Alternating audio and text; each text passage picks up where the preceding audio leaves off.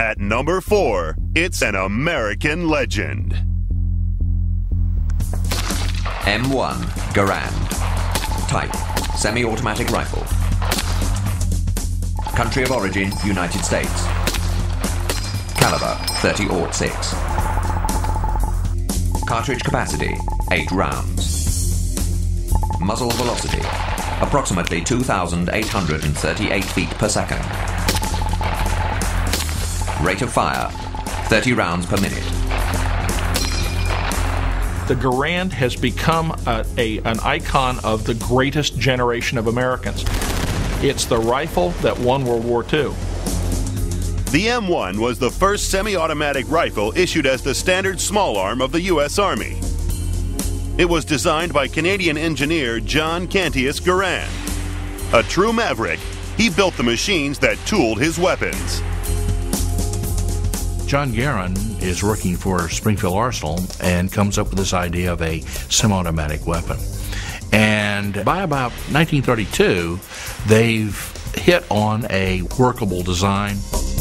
The M1 was adopted in 1936 by the U.S. Army. 5 years later, hundreds of thousands of American soldiers were heading into battle with an M1 slung over their shoulder. In all theaters, it proved an uncompromising performer. The M1 Garand is a tough, heavy battle rifle. And it is the Cadillac of semi-automatic firearms. When you fire an M1 Garand, you have some authority in your shoulder.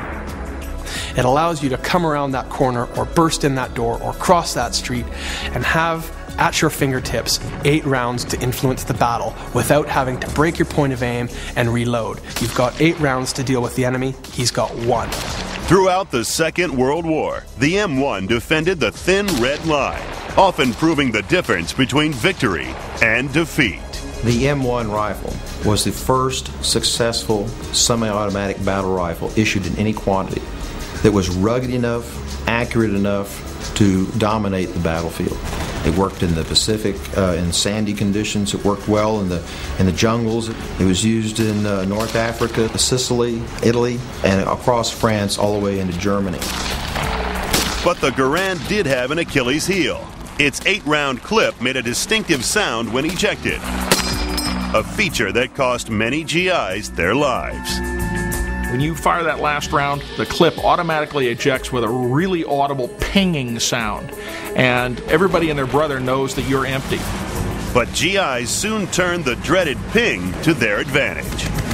One of the common tricks was to load with a full clip, take an empty clip, and throw it down on the ground, because that's the sound it makes. And when the other guy would stick his head up, you shoot him.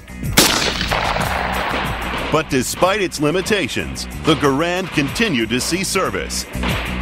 M1s were still being used in the Vietnam War in 1963, even though it had been officially replaced by the M14 rifle. When the Garand was finally put to bed, over 6.25 million had been manufactured.